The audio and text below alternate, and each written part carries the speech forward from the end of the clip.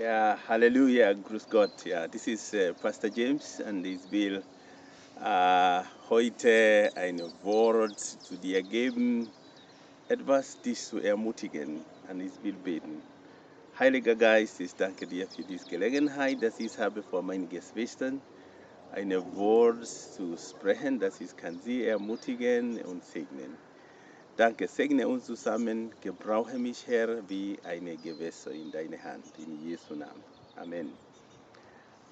Heute, ich habe ein Wort von Gott und das ist ein sehr wichtiges Wort. Ich glaube, dass der Herr will mit dir reden, besonders wie wir sollen in dieser Zeit beten für unser Land und auch für uns persönlich. Ich glaube, dass was Gott hat mir gegeben ist beide für unser Land und auch für dich persönlich. Und du wirst gesegnet sein. Halleluja. Und heute, ich habe ein Wort vom 2. Samuel, Kapitel 21, und ich lese Vers 1. Wir können lesen, wir sprechen über diese Geschichte. 2. Samuel 21, ab 1 bis 14, aber ich will Vers 1 lesen. Es war aber zu Davids Zeiten 3 Jahre lang eine Hungersnot, Jahr für Jahr. Und David suchte das Angesicht des Herrn, und der Herr sprach: Es ist wegen Saul, auf seinem Haus liegt eine Blutschuld, weil er die Gibeoniter getötet hat. This is an interesting Geschichte, dass wir lesen hier. In die Zeit vom König David. König David war schon, ich glaube, 20 Jahre schon als ein König, und alle ist gut gegangen, und dann kommt etwas, das er hat nicht erwartet. Die Bibel sagt, dass Jahr nach Jahr, 3 Jahre, es kommt es sehr, sehr schwierig, Hungersnot. Und David wusste nicht, was er sollen machen. Und so vielleicht die erste Jahr, das ist gekommen, er hat gedacht, okay, ja, wir brauchen nur ein bisschen zu ermutigen, Leute zu ermutigen, es kommt etwas gut nächstes Jahr. Aber dann ein Jahr, keine Regen, und dann das zweite Jahr, keine Regen, die dritte Jahr, keine Regen. Und dann David hat gedacht, nein, das ist nicht normal. Und er ist zu Gott gegangen und gefragt. Er hat gesucht Gott, er hat Gott gefragt, Gott, was ist hier? Warum diese 3 Jahre keine Regen? Warum alle diese Hungersnot? Willst du etwas sagen? Und die Bibel sagt, dass Gott hat mit David gesprochen und hat gesagt, ja, das ist wegen König Saul. Er hat die Gibeoniter getötet. Es gibt Blutschuld in das Land. Und das ist für mich was ist sehr interessant, weil Saul war schon 20 Jahre tot. David hat schon 20 Jahre regiert. Aber etwas war in dem ganzen Land, vielleicht Leute sind gestorben oder verhungert, wegen was Saul gemacht hat, 20 Jahre früh. Und das bringt mir zu den 8. Punkte, das ich wollte mit euch lesen. Die Bibel sagt in 1. Timotheus, Kapitel 5, Vers 24, die Sünden manchen Menschen sind allen offenbar und kommen vorher ins Gericht. Manchen aber folgen sie auch nach. Ich verstehe nicht alle, wie das funktioniert, aber die Bibel sagt, es gibt Leute, die machen etwas falsch und sofort kommt Konsequenz, sie sind gerichtet. Aber es gibt, was ist gemacht und kann lange dauern, bevor die Konsequenz kommt. Und ich glaube, das ist mit König Saul. oder mit David, das ist, was ist passiert.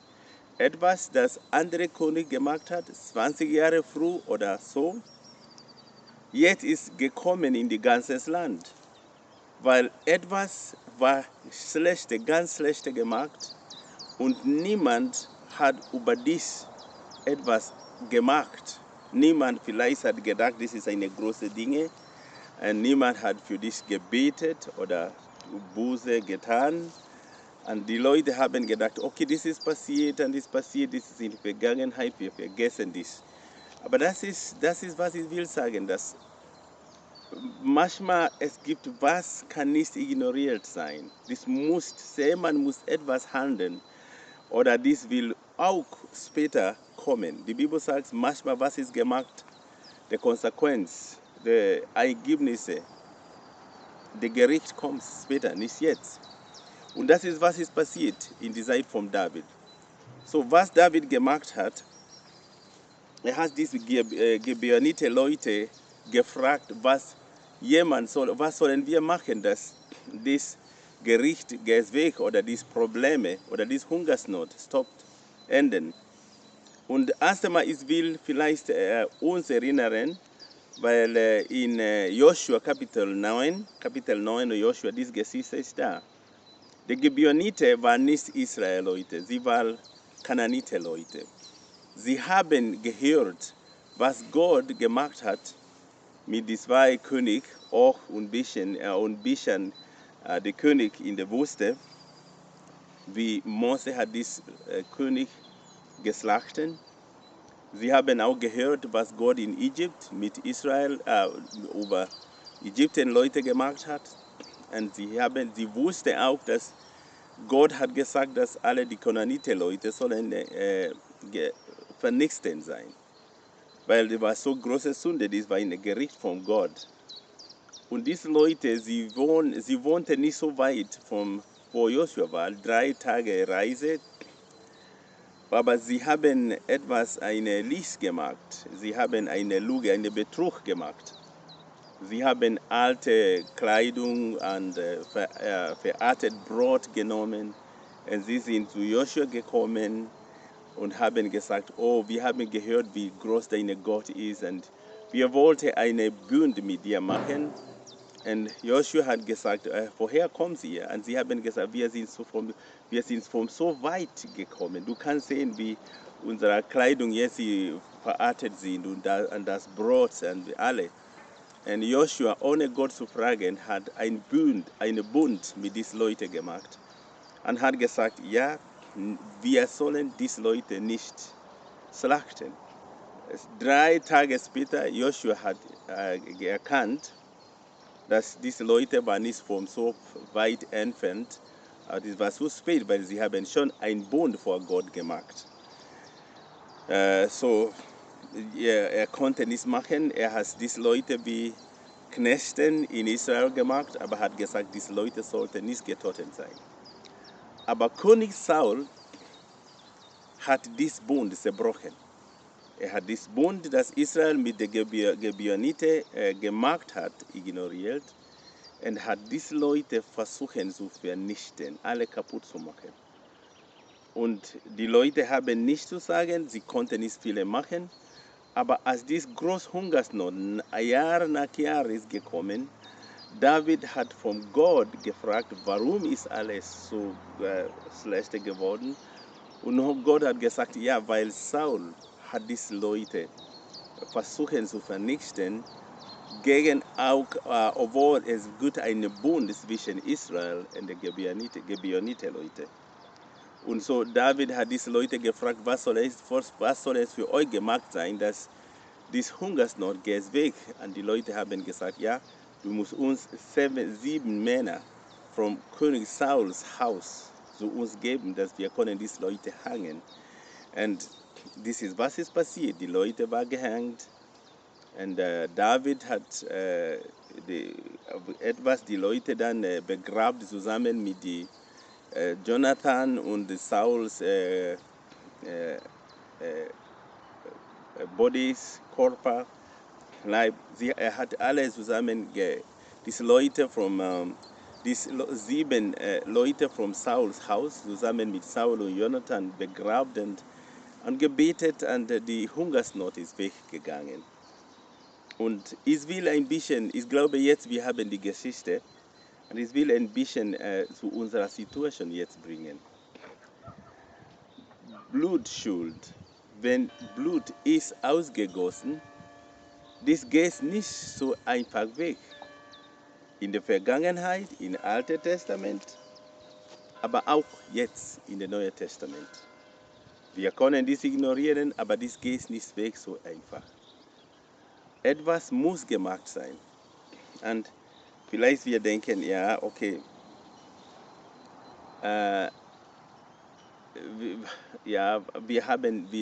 unsere Gemeinde, unsere Gesellschaft ist super, wir töten einander nicht. Aber wirklich, ich denke, in diesem Moment, als wir in dieses Problem, mit dieser Krise, mit der Corona, wir müssen suchen, gibt es etwas, das vielleicht hat Blutschuld über unser Land gebracht?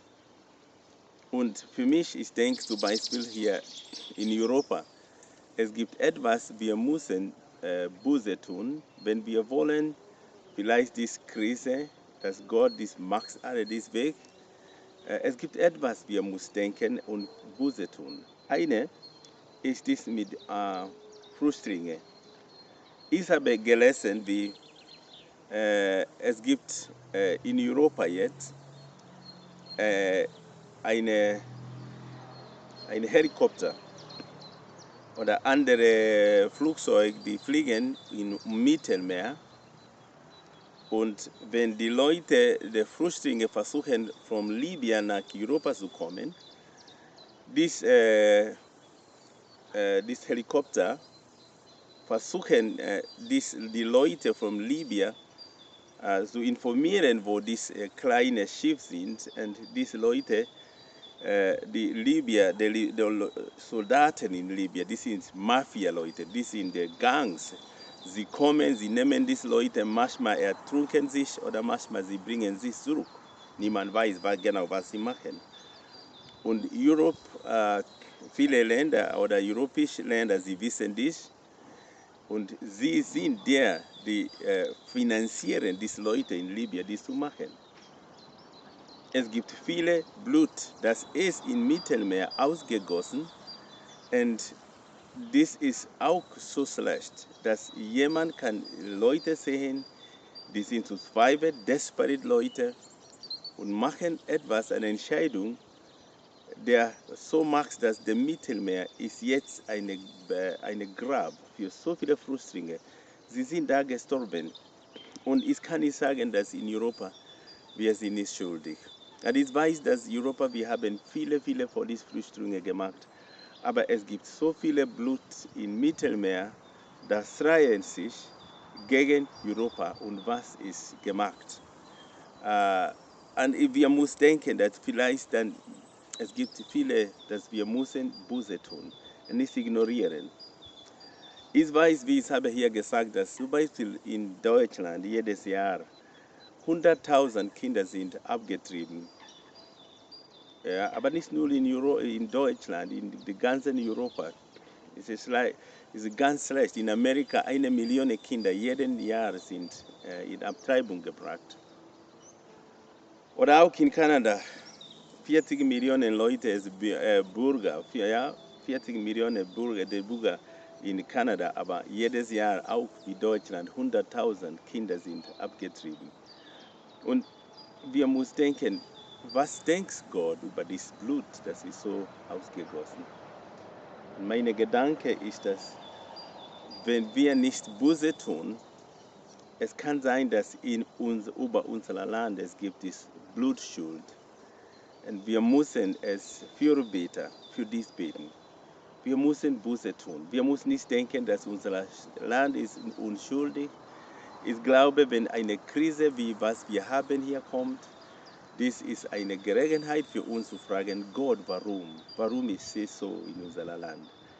Und ich glaube, dass dies ist eine Chance für die Leute, die sind in Gottes Namen genannt. Die Bibel sagt, Wir, die Gläubigen, sind die Leute, die kennen unseren Gott.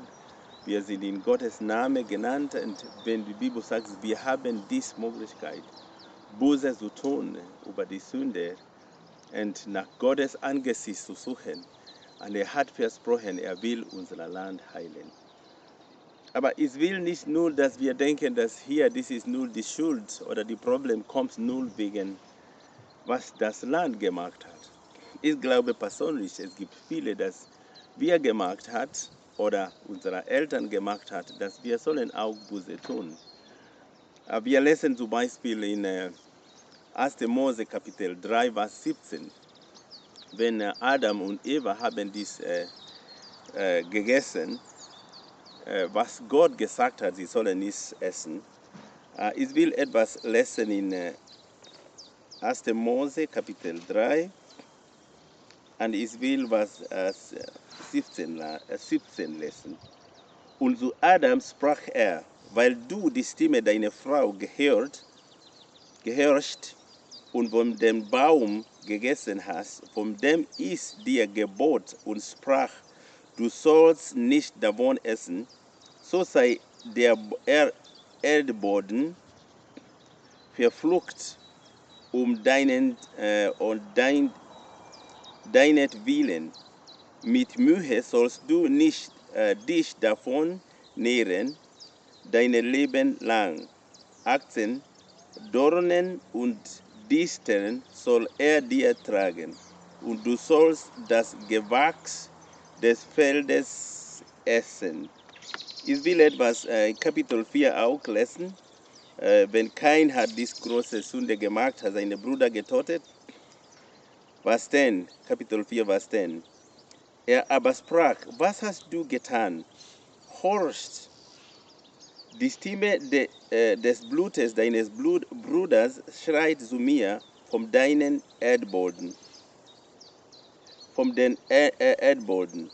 Und nun sollst du verflucht sein von dem Erdboden hinweg, der seinen Mund aufgetan hat, um das Blut deines Bruders von deiner Hand zu empfangen. Wenn du den Erdboden bebaust, soll er dir künftig seinen Ertrag nicht mehr geben. Ruheros und früchtig sollst du sein auf der Erde. Es ist interessant, dass als Adam diese Sünde gemacht hat, was Gott hat gesagt, sie sollen nicht machen. Gott hat nicht Adam oder direkt verflucht. Er hat nicht gesagt, Adam, du bist verflucht. Wenn er hat dies gesagt, dann es konnte keine Chance für Adam. Aber was Gott hat gesagt, er hat gesagt, der Erdboden, der Earth ist verflucht wegen dich.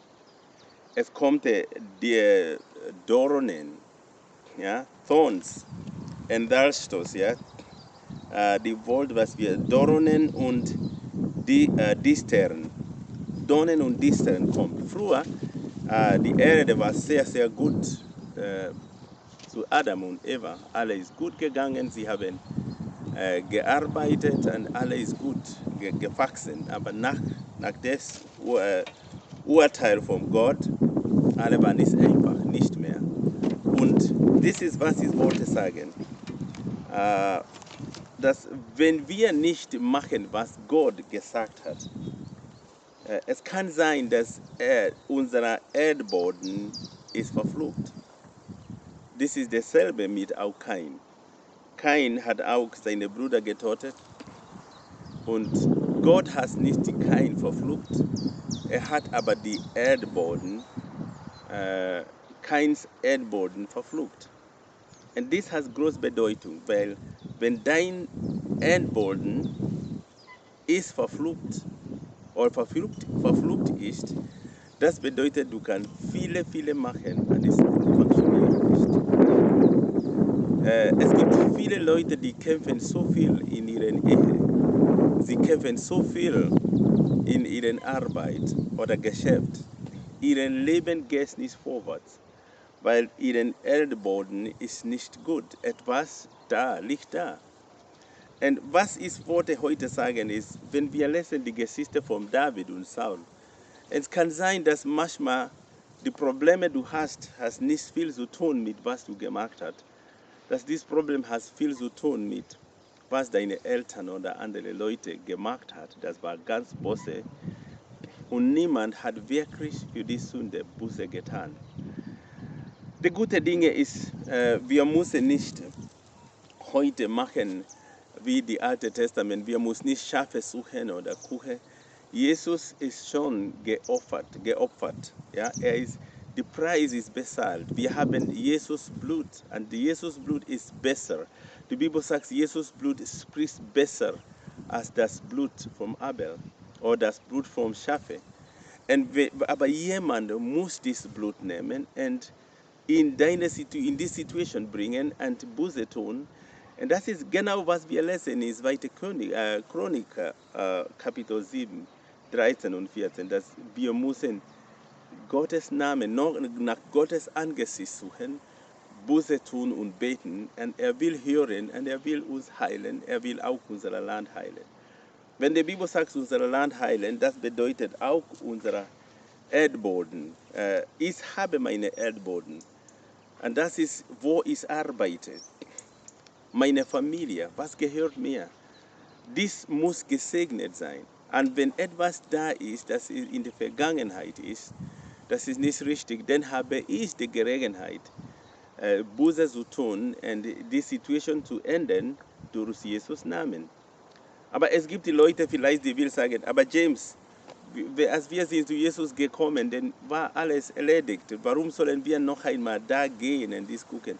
Aber ich wollte sagen, dass als Gott der Kinder Israel verheißene Land gegeben, hat sie gesagt, dies ist eure verheißene Land. Aber die Kinder Israel muss selber da gehen und die Feind rausmachen und die Land einnehmen. Was gehört zu uns als Gläubiger? Das ist unsere Verantwortung, wenn wir lesen, wir verstehen, wir bekommen Offenbarung, dass das gehört mir, Segnung gehört mir, Heilung gehört mir, denn ich muss Gottes Wort nehmen und ich muss dies verkündigen in Jesu Namen, in Gebet vor Gott kommt und das ist, wie die Situation verändert ist. Viele Leute denken, dass solange als wie ich ein Gläubiger ist, denn alles, das ist versprochen in der Bibel, ist meine, ich will nur glauben. Aber ich denke, es ist ein bisschen größer als das. In Joshua Kapitel 17, wir lesen, dass die Kinder Josef, Manasse und Ephraim, sind zu Joshua gekommen und haben gesagt, Joshua, warum haben wir so kleine Erbe?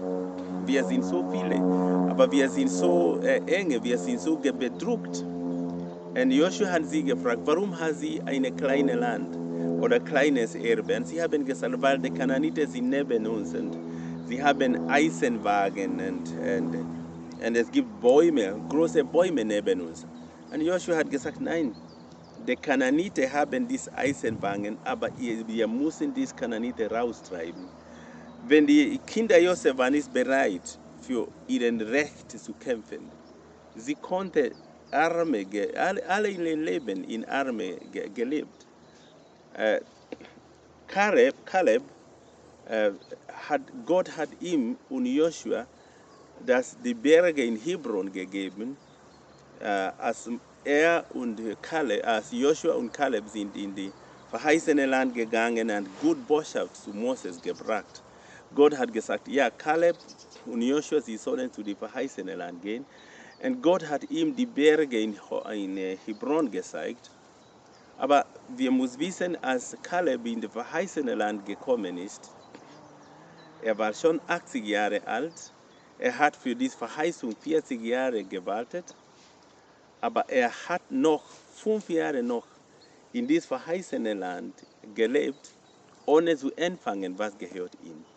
Das ist nicht automatisch gekommen. Und dann endlich, wenn er 85 Jahre alt ist, er ist gegangen zu Kaleb, er ist zu Joshua gegangen und hat gesagt, Joshua, diese Berge, Gott hat mir 45 Jahre gegeben. Ich war jung, jetzt bin ich alt, aber ich habe genug Kraft, dieses Land zu einnehmen. Auch wenn die riesigen Leute sind da, die Riesen sind da, ich will sie austreiben.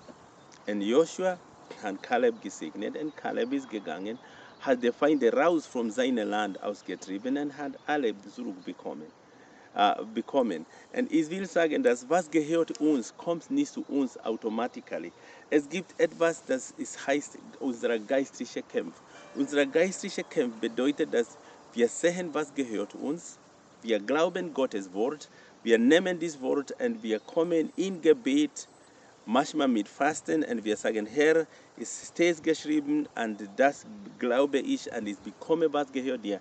Und dann du machst den Teufel raus von was gehört dir und du kannst, was gehört dir genießen. Und das ist, was ich wollte sagen. Wenn du dein Leben heute guckst und sehen, dass dein Erdboden ist nicht gesegnet, dass dein Leben ist ein Kampf und ein Struggle, dass du gehst nicht vorwärts, denn das ist deine Zeit zu gehen und zu sagen, Herr, ich bin gesegnet, meine Preis ist bezahlt. Oder frage Gott, gibt es etwas in meinem Leben oder meiner Families Leben, der vielleicht bringt alle diese Probleme. Und dann du kannst Zeit nehmen, Buße zu tun, und in Jesu Namen diese Gottes Verheißung zu verkündigen, und dann du willst bekommen, was gehört dir. Und heute, ich will sagen, wir konnten nicht sagen, dass unser Land ist unschuldig, weil es gibt viele, der es gemacht, das ist nicht gut. Ich habe gelesen, ich glaube, der letzte einen Monat oder so in Kenia, Leute sind gekommen und hat eine Missionarfrau, eine Frau, 74 Jahre alt, ich glaube von Schweiz, eine katholische Missionarfrau, gewartet und getötet.